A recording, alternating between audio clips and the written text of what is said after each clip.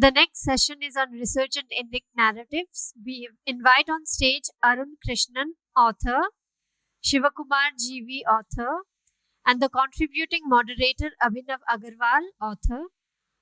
Before we begin the session, we would have a Pondy book launch of Abhinav G's book Vyasa's Mahabharata, published by Blue One Inc. Those on stage will unveil the book.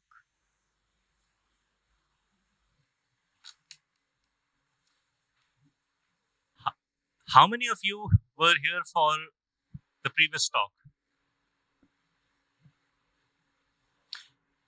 So I'm assuming that you don't need any more excitement and pumping up.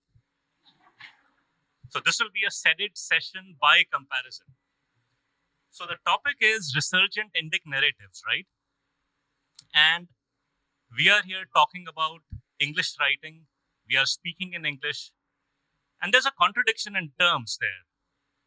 How? When we talk about Indic narratives.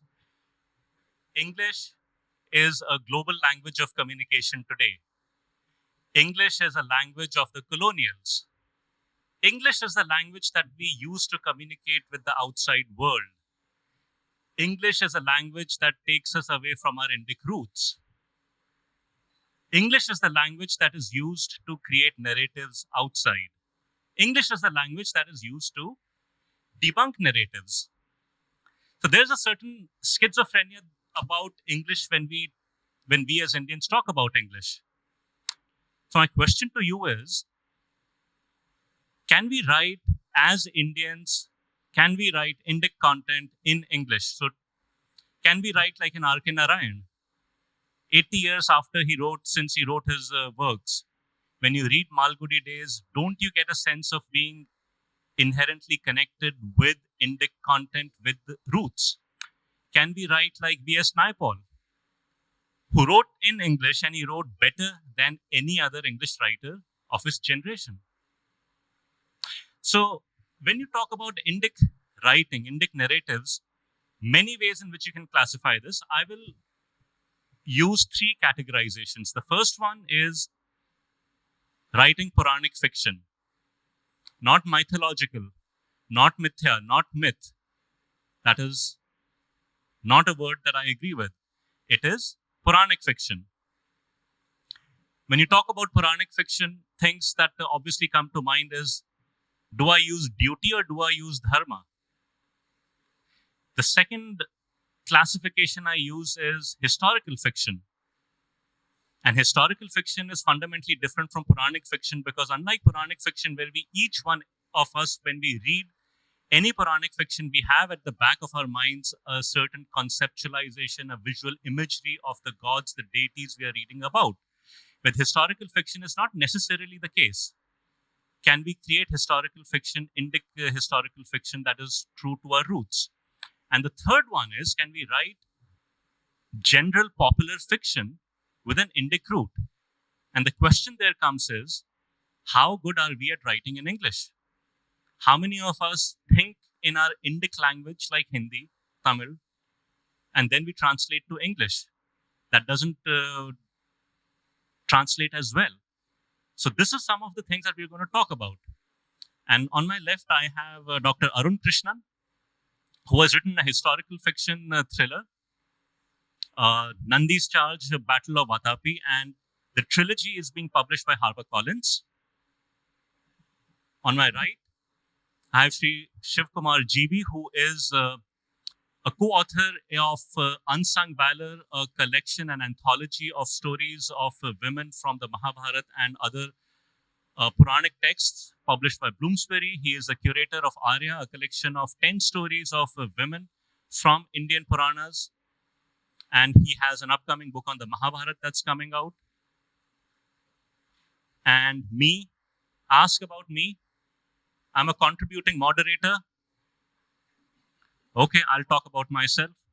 I've written 2 books so far. One is a fiction thriller, Predators and Prey, and the second one is completing Vyasa's Mahabharata. It's a modern retelling of the 67 upakhyans from the Mahabharata, and it is certified distortion-free. So let me turn to you Arun. When we are talking of historical fiction, the obvious question would be fiction is fiction. Where does the Indic part come into it? Hey, thanks, Abhinav. So, look, I think historical fiction as such has been in fairly short supply in English written or in novels written in English by Indian authors. I'm not saying there aren't many. In regional languages, there have been quite a lot. My own, what I consider my Mansika guru, the great Kalki ji, he has written amazing works of historical fiction. The recent Ponniyin Selvan that came out is a testament to his genius. But if you think about Indian fiction, there aren't, written in English, there aren't many. Now, I would like to kind of start off with, when we talk about writing historical fiction, you need to think about a couple of things. First, let's think about what story you want to tell. Okay. So when I started thinking about it, I said, okay, when we read history in India, the South gets short shrift. I'm from the South, although I've lived in a lot of places, but you probably have half a page on the Cholas and maybe one paragraph on the Pallavas, and pretty much nothing on the great Immudi Pulikeshi, other than the fact that he defeated Harshavardhana, right? And that too we get to know in the context of Harshavardhana. So the first thing to do is to decide on the story and what time frame you're looking at. The second important piece is to not let current political or state boundaries dictate how you write about them. And there is this tendency these days to see, for example, the Pallavas as Tamil kings, Pulikeshi as a Kannada king.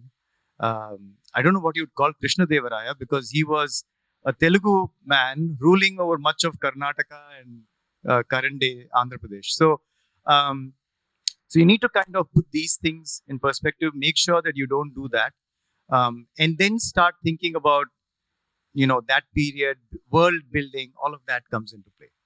I'll keep it short for now, and then maybe we can come back to this later. Thank you, Arun. So, when writing Puranic fiction, one of the things that comes to mind is there's a certain emotion that I feel when I read stories from the Mahabharata, from the Purans in English. And Shivakumar has a very interesting theory on what are some of the constituent elements of it that make it interesting, that resonate with us. Do you want to talk a little bit about that? Namaskar. Dhanyavad, Abhinav. I think it's a very crucial question that we have to reflect upon. Having dwelled upon both Kannada and English as languages, I can confidently tell you that it is a bigger challenge to reflect our thought in English, because it's not just conceptual, it's not it's not only the vocabulary, it is also the sound of the word, the dhvani, and the structure of the language, the grammar of the language. In the morning, Dr. Sampadananda Mishra made some crucial points on how the language itself, Sanskrit is constructed, to create certain consciousness. All those things are significantly bigger challenges in English. Just to give an instance, in English, the abstract nouns are significantly in higher usage today. That is, we represent a current state very strongly. Whereas in Indian languages, the verbs are more used, and you keep moving. Every state is a transient state. That itself comes from a certain philosophy. Subject, object, verb, subject, verb, object. That brings another dimension. So on and so forth. The words, the sound of our brahmachari, when you say, half the meaning is communicated. It's not going to be easy to say celibate. That, of course, will replace by using the Sanskrit words itself. Nevertheless, it's important to note that, there are extraordinary achievements, in English to reflect Indian thought. I think Rajarao is one of the greatest achievements, The Serpent in the Rope and certain other books. And in fact, the if you ask a writer in Indian language, they're kind of divided between Arkanarayan and Rajarao in terms of the fan base. So they have accepted that it is possible to reflect our thought in English, and it's not going to be the exact thought. So that is what we have to drop. We cannot say that we are recreating an exact novel. It is a recreation. It's not a reflection. It's not when the moment a poem. I've read Basavanna's Vachanas and in Kannada, and Dr. A.K. Ramanujan has brought them in English. The English ones are absolutely not the Kannada ones, but yet they stand. Of course, he writes it from a certain leftist orientations, and there are several others who are writing it from our own orientation. I mean, it may sound an exaggeration. Our own Ranjit Radhakrishnan, in his poem and in his new novel, he is able to reflect the Yakshagana-like rhythm of Indian languages in English. So it is a creativity opportunity, and it will take significant amount of effort for us to be able to do that. At the same time, it is necessary to appreciate that all significant amount of current writing in English does take away the substance a little bit from the original Indian universe, and we have to deal with that problem because we all have moved into the English space, and it's necessary for us to bring our universe in English, and we just have to appreciate that there are philosophical differences, not just in the philosophy universe, but in the construction of the language itself, and really make our best efforts to do it. That's all about it. Can I just add one point to what he said? The structure of the language itself. So I had to, I wouldn't say argue, but I had to convince the editor that all the gods in my novel must have a capital uppercase G associated, because the language itself kind of diminishes non-monotheistic gods by assigning a lowercase g to them. I mean, this might sound simple, but I think it sends out a very different message when you're reading something and you say. That's why when they say the monkey god Hanuman, it just okay, let me find the right word. It peeves me. Okay. I wanted to use another word with P, but I'm not going to use it on the stage. But, you see what I'm saying, right? Again, certain expressions that are used in English, the structure of the language lends itself to its historical underpinnings, which are very Abrahamic and Greek and Latin. And so in order to fit an Indian narrative to it, I think it takes a little bit of thought. In fact, the Oxford Style Guide specifically mentions that pagan gods are to be written as lowercase with a lowercase g. So that's interesting. Now, here's a question. It's for both of you, but perhaps more towards Shivakumar, which is when you're writing about the Mahabharata or the Ramayana or some episodes from the Puranas, they have already been written. So when you are fictionalizing them, how do you fictionalize them? Because you as an artist have creative liberty. You have a certain artistic license. Where do you take that creative license? And where in your mind does it cross over into the area of misrepresentation, distortion, deliberate vandalism, so to say? I'll start with you, Shivakumar. Dhanyavad. I think it's another important point. I will give one example from our own book, Arya, an anthology of Vedic women, which is a collection of 10 stories on 10 women.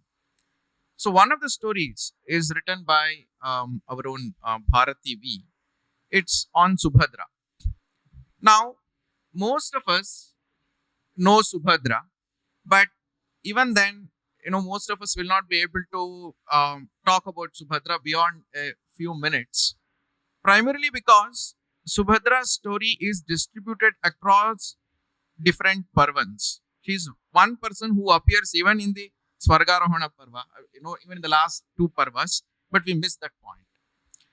So when we collect all Subhadra references, then it becomes an interesting narrative. What seems like no story suddenly becomes a story.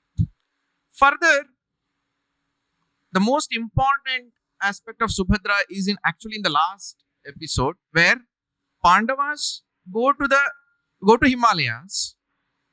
Shri Krishna is no more. Balarama is no more. Entire Yadava Kula is no more. So only Subhadra, Yuyutsu, Parikshita, and Uttara are now remaining. So Subhadra is actually reigning the entire empire.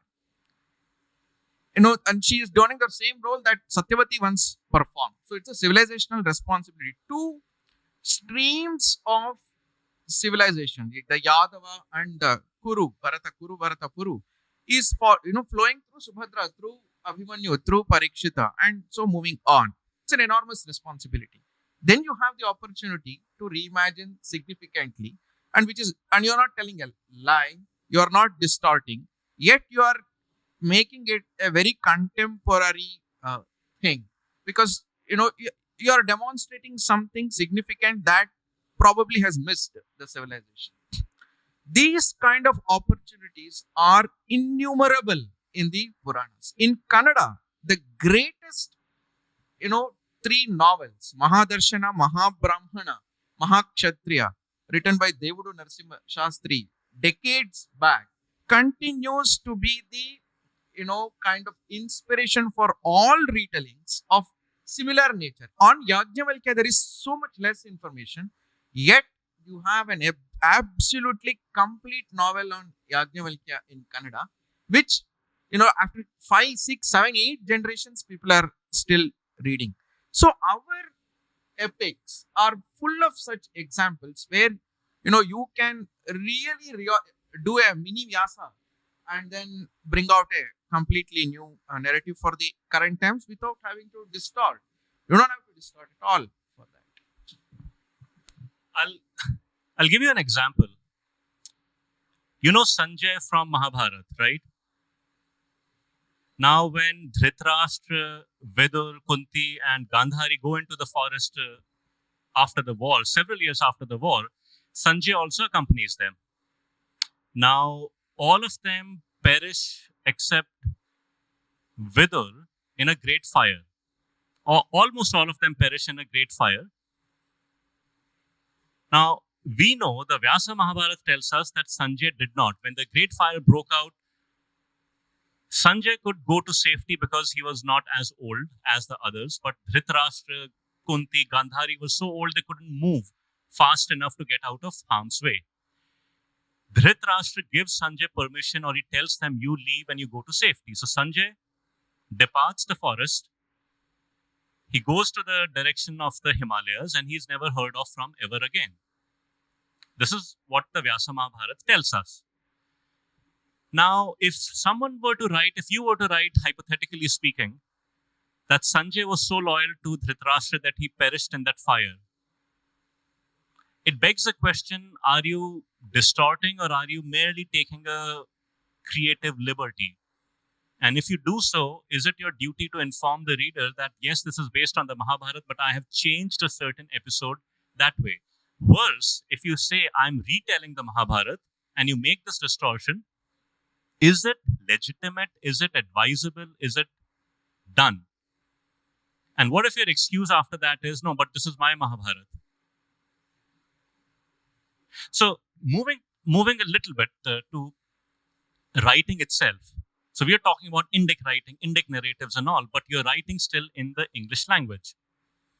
Now, the English language has certain rules. It's a certain style of writing. If you were to write in an Indic language like Hindi or Marathi or Tamil or Kannada and then simply translate it into English, it will not read very well, right? It's going to not flow very well. The dhwani, as the Shivakumar says, is simply going to be missing. On the other hand, Arun, some authors say, some writers say, but my story is good. Why should I care about the rules of good English writing? Now, when you're writing historical fiction, and you were kind enough to share an early draft of your book, I was very, very taken in. It was a very immersive experience. But on the other hand, what if someone were to say, I don't care about the language? Why should I care about the language? My story is good. I think it depends on, yeah, story might be good, but are you writing it engagingly enough for the reader to read it? I'll give you a little example. When we were growing up, I'm sure pretty much I see most folks of maybe my vintage, forgive me if I'm wrong or older, we've all grown up reading the Amar Chitra Katha, correct? I have been unable to get my daughters to read the Amar Chitra Katha. They do read it, but very desultorily. And the reason, and my daughter was saying, she said, I get very annoyed when every second frame in every dialogue there's this, oh Bhima, oh Arjuna. Now, that is how it is in Sanskrit, and I know that it's been taken from it, but that doesn't necessarily make it readable to a modern day audience. So you have to be aware of the fact that when you're writing, if I'm writing historical fiction, doesn't mean I write it in the style of, Walter Scott or something like that, where you're using some archaic English terms. You still have to write it as if they are speaking in the current language of the day, and we just represent it. So there's going to be the same emotions. You're going to have anger. People are going to joke around. They're not going to joke around in highfalutin English. It's going to be common language. And so you've got to kind of be aware of it. I think the other piece I have a beef with, I know I shouldn't use the beef word, but is that we tend, for the most part, like you said earlier, to think in our language and then convert it to English. And often I find the sentence construction and all, if I catch myself doing that and have to kind of tell myself not to do it and start thinking in English when I'm writing. So I think these are little pieces that I always have. I don't know about others, but I struggle with as I write, and I have to keep reminding myself to, when I'm writing, think in English. Don't think in Tamil or Hindi or whatever. So I want to read one passage. So from the Mahabharata, how many of you know of the story of Nahush when he is elevated as an Indra? Because the current Indra, his powers are weakened and he runs away after the killing of Vritra and the Brahma Hatya. And you cannot have, Srishti cannot have an Indra lok without an Indra. So Nahush is instated as a king with all the powers. Now, we are told that the reason for his downfall was that he eyed a woman, Shachi, right? Now, if you had to write it for a modern audience, this is my attempt at writing it in one of the Upakhyanas, Indra's Victory, this particular line. So,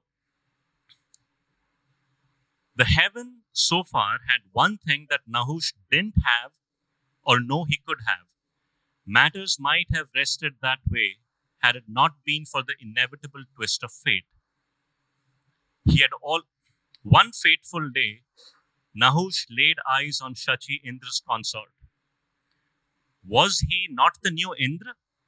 Nahush reasoned. Wasn't everything that had once been Indra's now his, Nahush argued? Wasn't Shachi also to be his by that right, Nahush asked. Shachi had to come to him and become his, Nahush demanded. So, every text, every epic, and if you look at the Mahabharata again, even 1,000 years from now, it will still be retold. But I think the style has to change for the times. Does it mean you can change the content? Because, after all, we are told, according to current woke culture, it is entirely okay to rewrite texts in the light of the new times. But before you answer, I have a query to both of you, which is, as a historical fiction writer, I find that most most Puranic writing is basically taking text from the Mahabharata and somehow some retelling of it. I know 4 versions of Draupadi floating around, right? The 2 well-known ones are Sai Swarupas and Divakaruni, right? Yeah. So my point is isn't that a cop out? Like all you guys go do is go to Mahabharat, pick up a story and write it. Yeah. Yeah, well, cinema also does it without saying in as many words. Ramayana and Mahabharata continue to be, that inspiration. Mahabharata itself declares that with respect to the Purushartha, Dharmartha, Kama, Moksha, there is nothing that is outside of Mahabharata in terms of at least the concerns. So naturally that happens. But I think that is, much less of a concern, I would say. I would say that Mahabharata is 1 lakh shlokas, 80,000 to 1 lakh shlokas. What we are picking from Mahabharata is still largely from the Kuru Pandava, Kaurava Pandava conflict and much less. Your own, book will show the world that the Upakyanas are so rich. Each Upakhyanas story can become another extraordinary movie and 10 movies and maybe, 100 novels. They are capable of that. There is just one story in Mahabharata called Yavakrita Upakhyana. In such a small story of less than 100 slokas, it is an entire exposition of Dharmartha Kama Moksha. The complexity dealt with is phenomenal. So I would say, I would encourage a lot more jumping deep dive into our epics. The 18 Puranas are untouched. If you bring the Prithu Vena story onto the screen, it will be another fantastic narrative. So we can have 10,000 more movies and 1 lakh more beautiful novels from our epics, and it will not get over, and it will still be new. No, that is the number of stories that we have. But unfortunately, we are only bringing a few. In Kannada, Girish Karnad, out of his 10 plus plays, 3-4 are from epics, from obscure stories. And of course, he's done it fantastically by distorting it. But the point is, it is what it is. I read Yavakrita Upakhana first in Agni and Varsha of Girish Karnad. And then when I went back and read the Vanaparva, I was aghast. And that's constantly happening. We are not aware of it. So the point is, we should jump a lot more. But I have a secondary point. So it's not just for fiction that we should jump into our epics. It's also for philosophical, political, social narratives. It's rich with it. In Adi Parva itself, the Tatvika Talahadi, as we say, or the Tatvika foundation, the philosophical foundation is so rich in Adi Parva and Vanaparva. So extracting that and constructing our own intellectual universe that withstands the pressure of the, liberal atheism that is assaulting us for a long time. I think that's a dimension that is absolutely not touched. That's waiting for us to harvest. Shivakumar raised a very important point, and your question, I think, is very valid in that context. One of the relatively unexplored areas in Indic writing has been derivative works. And I'll take one example. So there is this book that came out a few years back, when the Pandavas are sent to Varnavat, and Duryodhan and Shakuni, they launch this plot to burn them. And the Pandavas escape because Vidur sends a digger who's an expert in digging tunnels. Now, just that one episode, I think, can provide a rich vein of storytelling. So there was this book that came out a few years back called The Tunnel of Varnavat. And I think it's a spectacularly done piece of fiction. Puranic fiction, derivative fiction. The principal characters are there, but more as secondary characters in the background. So I think if you just take that as an example, and that book, by the way, was written by a gentleman who's here with us. Sri Gautam Chikkarmani wrote that book. So He's definitely a man of many talents, not just writing about India's reform history and Sri Aurobindo. He's a big fan of the Mahabharata and very knowledgeable. So I would encourage, if you haven't already, take a look at that book.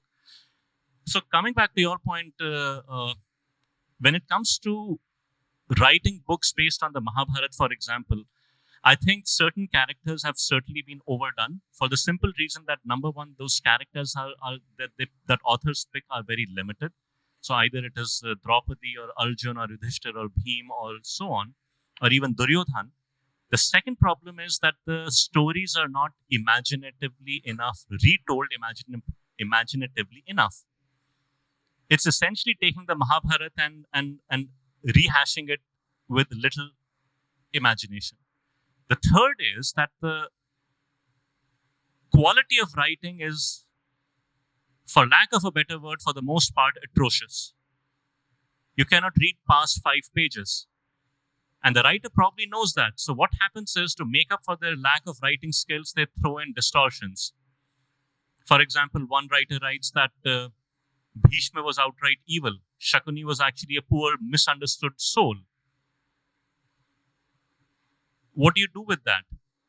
So it is bad enough that you are not a good enough writer. It is made worse by the fact that you know that and try to make it up by throwing in these surprises. I'll add one point. We are not done with Draupadi, because there are so many stories of Draupadi which still will add more dimensions, not touched yet. For example, the birth of Draupadi. How Drupada goes to Yaja, Upayaja, and then Draupadi is born. That's a fantastic, philosophically complex story. And why Draupadi becomes Draupadi is the key is there in that story. So, and that's why I'm saying that, we are really not, just imagine the number of movies on World War II from the West. We are not even, that much, 0.01% of that indulgence is what we have seen so far in India. So I think we must go gung-ho on this. Can I take a point from that? Since I just saw that, it's called Resurgent Indic narratives, and we've been talking about writing a lot. We also need to figure out whether our narratives are actually resurgent. I agree that over the last 10, 20 years, we've had a lot more of these stories come out, a lot more Indic narratives come out. I remember my own epiphany, in a sense, happened in the late 90s. This is pre-World Wide Web days, when Rajiv Malhotra ji had written a post called Risa Leela. I don't know how many people remember that. It was posted on one of the news groups, rec.soc.india.culture or something like that, Culture or India. And it was about Wendy Doniger and the shenanigans in the University of Chicago history, religious studies department. And that's when it clicked for me. But if you look at our narratives, we are still not turning that Indic gaze on the Western world. We're starting to do it. A couple of recent examples. When Justin Trudeau was here recently, I think, what's his name? Mr. Gulati from NewsX, he took off on a 9-minute rant, and that went viral in Canada, right? Which means they are listening to us talk about them, which has never happened. We listen to them talk about us. We read the New York Post, Washington Post and New York Times and so on.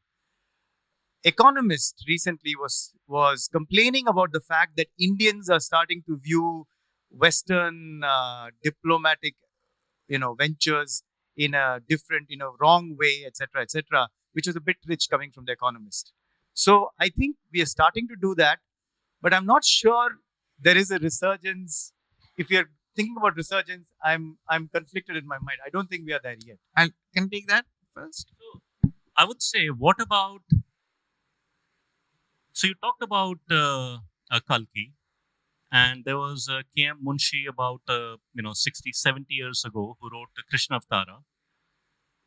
Then we had Ashok Banker, if people remember, in the early 2000s, his 7-book series on the Ramayana, starting with the Prince of Ayodhya and ending with the King of Ayodhya, was, I think, spectacularly done. And then a few years later, you had the emergence of another phenomenon called Amish Tripathi. So, didn't Amish's book span an entire generation of writers writing on Yeah. Indic Yeah, themes? yeah, they did. I mean, my own foray into writing happened because I picked up Miloha. Okay, so that was. But what I'm trying to say is that we are still. True resurgence comes when we turn the Indic gaze westwards. We look at them. There was this wonderful, funny African Twitter account which would report on things in the US and Europe like they do about us. Like, oh, the natives are, when you're reporting on the January 6th things, the natives were running amok in the capital, and, the world leaders were concerned about this, lack of democracy in this United States and so on and so forth. I think that's kind of what I'm talking about. I completely agree with you. And that is when we get innovative. That is the confidence that amounts to having confidence in the civilization. I'll give one fantastic example. Dr. S.N. Balagangadhara's Heathen in His Blindness is one of the most important intellectual achievements of our time. We must be happy we're living in these times. That explains the last 300 years on Indian terms. It explains why the West saw India the way it saw. It is not trying to problematize how they have written it. It is merely trying to explain why the Western intellectuality is like this, and the gaze is very Indian. Now, unfortunately, we are yet to move forward in non-fiction reading and writing in India, and it's happening in a closed group. But I think slowly this dimension also will improve. Some of us are trying to use the lens of Purushartha and creating a set of narratives where we are explaining phenomenon on our terms. And that's why I said we should go back to our epics to write non-fiction, because our epics have some thousands of concepts which help us construct an ontology, independent ontology. Through that, non-fiction narrative will come. We'll take questions. I think we are almost at the end. But before we do that, I do have time for one more question. I want to ask Abhinav one question. Oh, there's always time if you want to ask me questions. Okay. Abhinav is one of the few, writers who is also indulging in non-epic writing. So I want to know how much of our concepts, our narratives, the sensitivities that flow from our epics are helping you shape your fiction.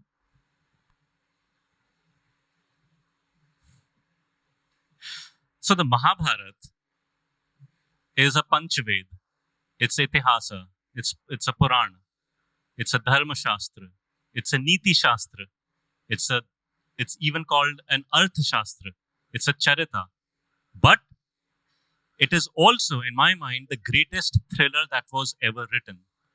So when I'm writing fiction, a fiction thriller, I think the twists and turns that are there in the Mahabharata, not even the best of fiction thrillers can come anywhere close to it. So the inspiration is there, and some of the emotions that I try and bring in are also inspired by the Mahabharata. Obviously, there are lots of English influences also, but I think the core, the bedrock on which that writing is built on is the Mahabharata. Now, I'd like to leave it open for questions, but before that, I have a request to make of Sri Gautam Chikkarmane, who's here with us. I'm told that I also have to do a launch of my own book. Now, I'm a little too shy about that, so I would request Sri Gautam to come on stage and please do the honors.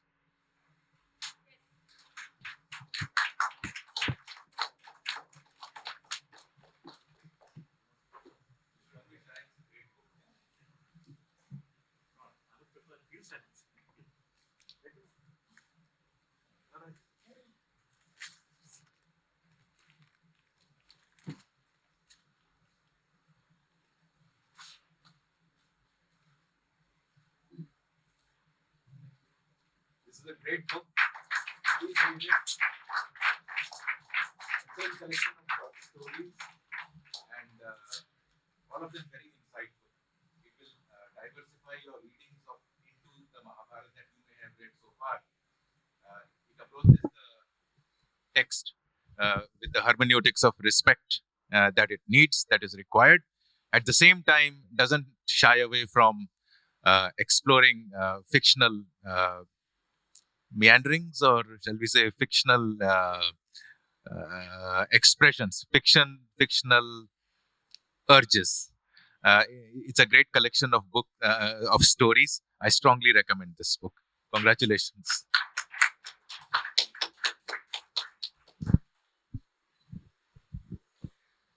So with that done, and thank you, Gautam. We'll take any questions.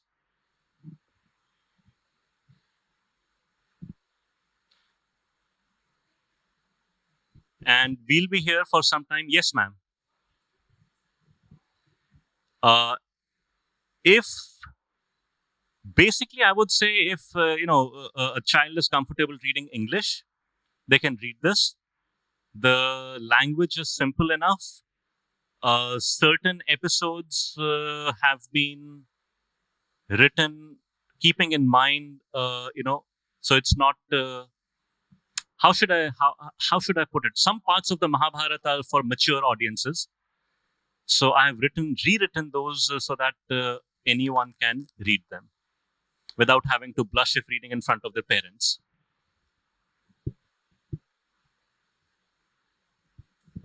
Yes, sir.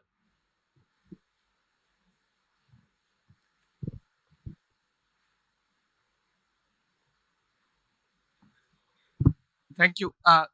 This is not just a very tangential addition to what Arun said. You talked of Amar Chitra Katha and the problems of translating that.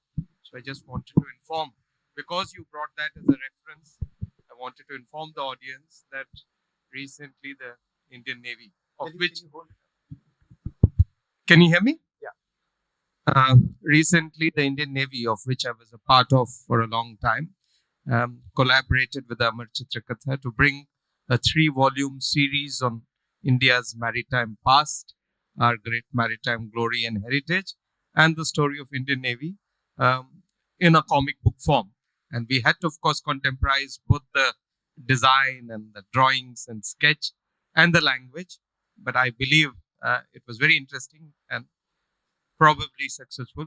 So there are ways ahead to, as you said, that when you're writing in English, think in English, but derive a great deal from our Indic richness.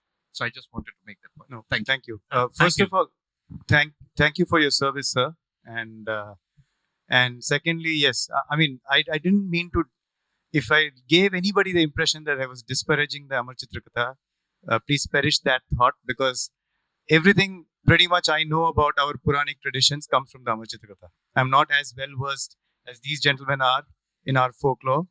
And I am actually one of those who would be absolutely pleased if Mr. Pai was given the Bharat Ratna, right? So Amar Chitra Katha has done wonders for Indians and Hindus over the last 70, 75 years. But yes, I think it can be a little more contemporary for the younger crowd.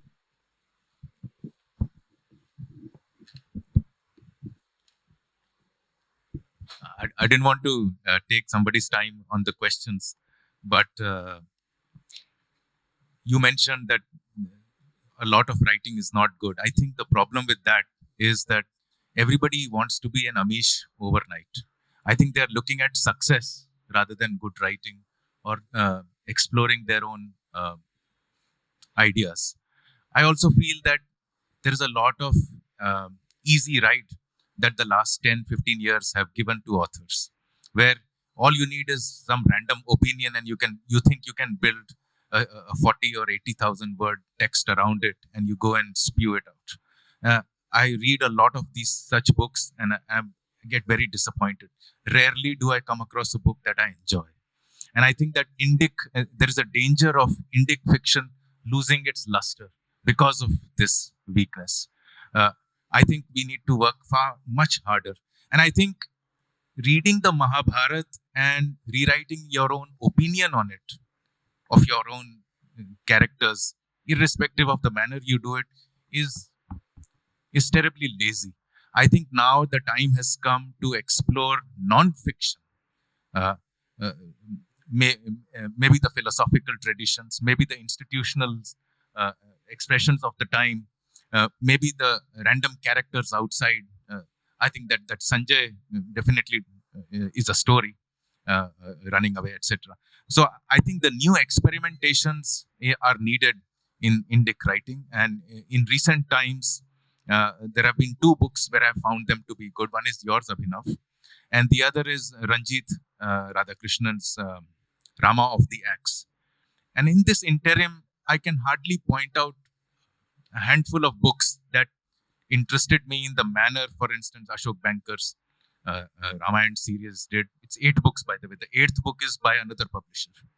The 7 books are by Penguin. The 8th is by another publisher, Sons of Sita, and or Amish's work. So I find this, it's time for a greater introspection and a deeper, more rigorous work. I haven't read your book yet, sir, but I do plan to read it. That's just a small comment I wanted to make. Thank you, Gautam, and thank you so much for your time. And lastly, to the point that Gautam said, the story of being lazy, the Yavakrit Upakyan actually touches upon that part. So definitely not a plug for my book. Thank you, and thank you, Arun, and thank you, Shivakumar.